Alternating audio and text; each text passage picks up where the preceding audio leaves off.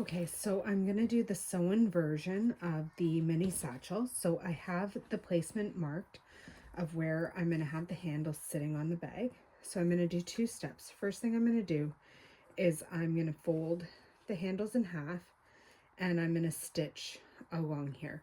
Now the other versions I stuffed. This one I'm not going to stuff, but you can if you want to.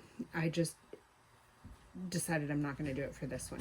So I'm going to stitch along here for both handles, and then once that's folded in half, then I'm going to stitch the handles down on here. Now when I'm doing these hearts, because they're curves, I'm going to want to use a very short stitch. So 1.5 to 2 will be what I use, because it'll make it easier to turn those curves, where I'll use 2.5 standard stitch everywhere else. Okay, so I'll be back once that step's completed. So I have the handles folded in half, and I've sewn the hearts on. Now you can see this one, I ran the machine with the pedal and I went a little too fast, and I got a little further away from the edge. Where here I went nice and slow and took my time, and I was able to get a nice clean heart.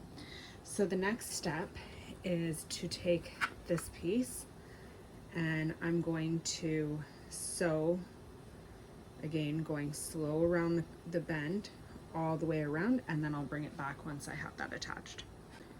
So I have it sewn all the way around. Now when I attach the other side, I have a little bit extra on this end, so I'm going to make sure that I start from this side where it meets at the end, and then I'll just snip the extra at the end, but I'll go all the way around starting on that side. I'll go all the way around starting on that side. So it's all attached everywhere, and now this little bit of excess I'm just going to snip off. So that is the mini satchel sewn together with the sewing machine. And this is my favorite result. It's pretty quick, easy, and it has a really nice finished look.